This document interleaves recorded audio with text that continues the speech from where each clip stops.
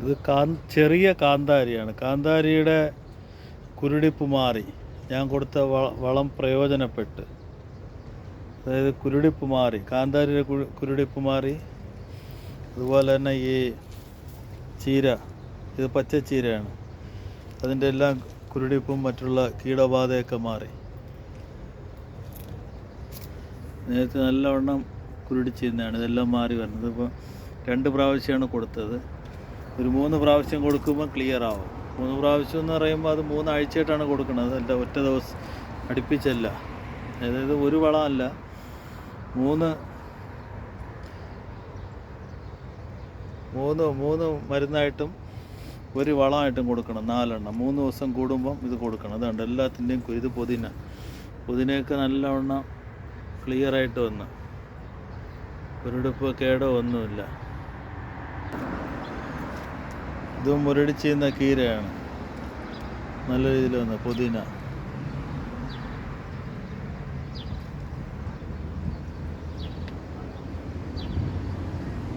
എല്ലാത്തിൻ്റെയും മുരടിപ്പൊക്കെ മാറി.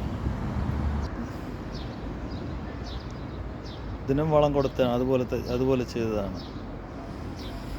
വളം എന്ന് പറഞ്ഞു കഴിഞ്ഞാൽ നമ്മുടെ കറിക്ക് ഉപയോഗിക്കുന്ന കായം, LG കായം ഒരു 2 ഗ്രാം മതി 1 ലിറ്റർ വെള്ളത്തിൽ. അലിയിച്ചിട്ട് 2 ഗ്രാം അലിയിച്ചെടുത്തതിന് ശേഷം അതിലേക്ക് 1 ലിറ്റർ വെള്ളം ചേർക്കുക. 1 ലിറ്റർ വെള്ളം ചേർത്ത് സ്പ്രേ ചെയ്ത് കൊടുക്കുക. കായം കൊടുത്ത് 3 ദിവസം കഴിയുമ്പം 1 ലിറ്റർ കഞ്ഞിവെള്ളം, 1 ലിറ്റർ പുളിപ്പിച്ച കഞ്ഞിവെള്ളം എടുക്കുക. 2 ദിവസം 3 ദിവസം പുളിപ്പിച്ചാലും കുഴപ്പമില്ല.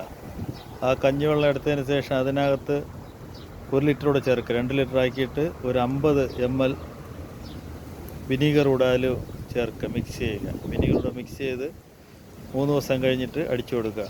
3-ാമത്തെ ദിവസം അടിച്ചു കൊടുക്കുക.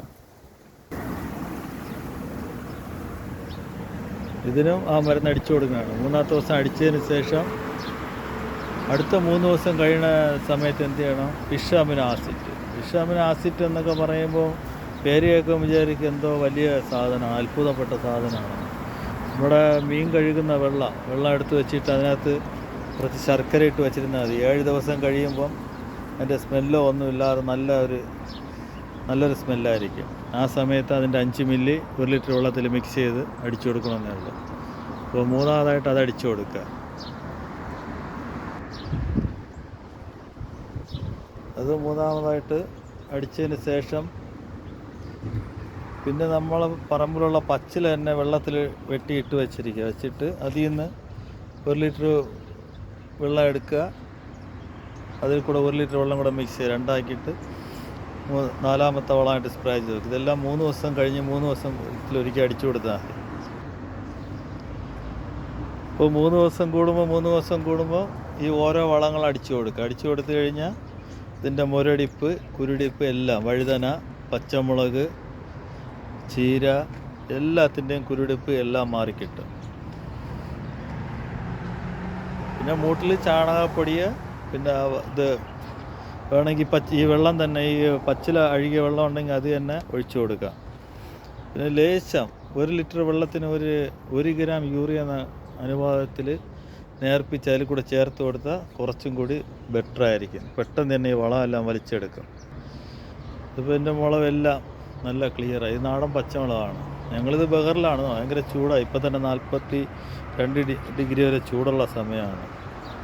ഇത് 2.5 വർഷമായ മുളക്. ഇതിൻ്റെ വീഡിയോ ഞാൻ ഇട്ടിട്ടുണ്ട് സെപ്പറേറ്റ്. ഇതിപ്പോൾ ആ മരുന്ന് ചെയ്ത ശേഷം മുളക് വലുതായി കിട്ടി. നേരത്തെ ചൂടായപ്പോൾ ചെറുതായിരുന്നു, അതിപ്പോൾ വലിയ മുളകുകൾ വന്നു തുടങ്ങി. ഇതിങ്ങനെ 3 പ്രാവശ്യം റൊട്ടേറ്റ് ചെയ്ത് വരുമ്പോൾ എല്ലാ കുരുടിപ്പും മാറി. പിന്നെ അത് കണ്ടിന്യൂ ചെയ്യുമ്പോൾ പിന്നെ അതിൽ വേറെ കേടൊന്നും വരില്ല. വീട്ടിൽ ചാണകപ്പൊടിയോ കോഴിക്കാഷ്ടമോ ആട്ടിൻ കാഷ്ടമോ ഇട്ടതിന് ശേഷം വെള്ളം നല്ലവണ്ണം നനച്ച് കൊടുക്കുക. പിന്നെ വെള്ളം നല്ലവണ്ണം നനയ്ക്കണം. നല്ല ചൂടുള്ള സമയത്ത് 2 പ്രാവശ്യമോ 3 പ്രാവശ്യമോ വെള്ളം ഒഴിക്കാം. ചില ആൾക്കാർ ഉച്ചയ്ക്ക് വെള്ളം ഒഴിക്കാൻ പാടില്ല എന്നൊക്കെ പറയും. ഉച്ചയ്ക്ക് വെള്ളം ഒഴിച്ചില്ലെങ്കിൽ ഇത് വാടിപ്പോവും. വാടുന്ന സമയത്ത് ഇതിൻ്റെ മുളകെല്ലാം ഒരുമാതിരി വാടി ഇല്ലാതായിപ്പോവും.